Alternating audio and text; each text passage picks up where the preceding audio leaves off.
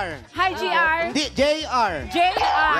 Ay, natanong ko sana kung paano mo na ipakita sa magulang mo na cute ka. Ang napakita ko Na sa cutie magulang. ka. Sa pamamagitan po ng pagtulong at paggalang sa magulang. Tama, tama. Paano mo, pa-follow up ko na, Dabar Cards, JR, paano mo napapakita yung paggalang mo sa mga magulang mo? Yun. Yan, paano mo, sa araw-araw? Importante na ginawa? yun. Oo. Sa pagising po ng umaga, then tutulong po sa mga gawaing bahay sa umaga, maglilinis, maghugas ng pinggan, magdidilig ng halaman, lahat po ng gawain, lahat ginagawa ko po araw-araw. Importante din po, hindi lang yung itsura, yung cutie, but yung ugali. Yeah. Gusto na rin. Hindi Inside lang, and out. hindi lang cutie, kundi pagod pa. Doon si JR. Tsaka pag kinakausap Yan, po siya ng... nasasabihin ko na rin sa inyo. Correct, para mapanatili natin yan. Hindi lang yung panglabas. Kasi kung ano yung ginagawa mo, kung ano yung kalooban mo, kung maganda, doon nagre-reflect yan sa mukha natin. Truly Tama ka dyan, yan, Mayor.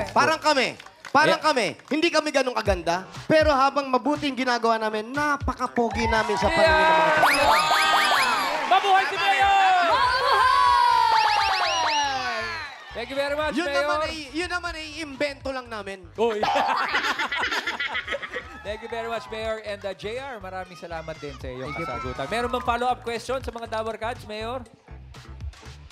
May tanong si Zombie. Ano Meron yun, po. Zombie? Ano yun? Si JR ba? Si JR, ano bang lahi mo? Pure Filipino lang po. Uy, huwag mo nilalang ang pure pure Filipino. Oo. Napakaganda niyan. Meron pa isa. Ano?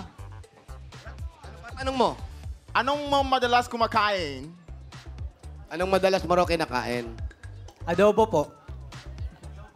Adobo. Dapat kinakain ko din Adobong yun. Adobong Adobong baboy po. adobong Oh. baboy. Adobong tilapia. Dati, puro adobo kinakain ko. Ano? Tilapia. Puro adobo kinakain ko. Ano Ano nangyari? nangyari? Hindi naman ako naging cute. Na-high blood lang ako.